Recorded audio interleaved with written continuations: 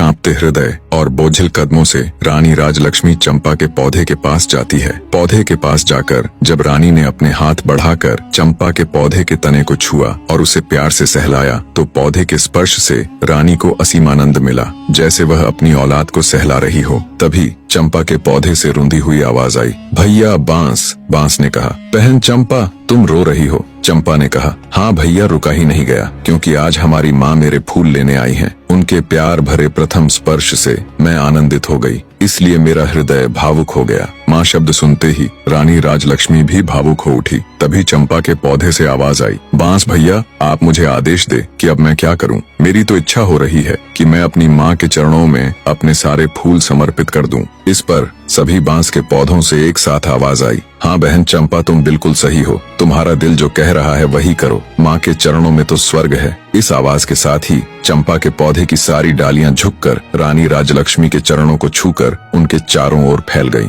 और रानी के ऊपर पुष्प वर्षा होने लगी। ये देखकर वहां मौजूद सभी लोग बहुत हैरान थे। वो बिना पलक झपकाए इस असीम पल का आनंद ले रहे थे। राजा जयसिंह का भी मुंह खुला का खुला रह गया। बड़ी रानियों ने जब ये नजारा देखा तो वो पैरों से लेकर सिर तक जल भुन गई। उनके दुख की कोई सीमा नहीं थी। इधर रानी राजलक्ष्मी तो जैसे सब भूलकर असीम आनंद के सागर में गोते लगा रही थी। उनके सिर से पांव तक चंपा के पुष्प भरे हुए थे। रानी राजलक्ष्मी एक सांस आंसू बहाते हुए चंपा की डालियों को अपने हाथों से पकड़े सहलाए जा रही थी। ये नजारा देख गांव के सभी लोग हैरान थे। राजा जयसिंह से जब ये सब देखकर रुका नहीं गया तो वे चंपा के पौधे के नजदीक आए और बोले, हे जादुई पौधे, तुम यह बताओ कि तुम कौन हो? तुम देव हो, किन्नर हो या किसी अन्य लोक के प्राणी हो? तुमने किसी को भी अपने फूलों को छूने भी नहीं दिया, परंतु अब छोटी रानी की बाहों में बंद कर उनके ऊपर पुष्प वर्षा कर रही हो। इसके पीछे क्या कारण है? हे पौधों, अब ये राज मेरी बर्दाश्त के बाहर हो रहा। मैं हाथ जोड़कर विनती करता हूँ कि अब और न तड़पाओ और इसका भेद खोलो। तब चंपा के पौधे से आवाज आई,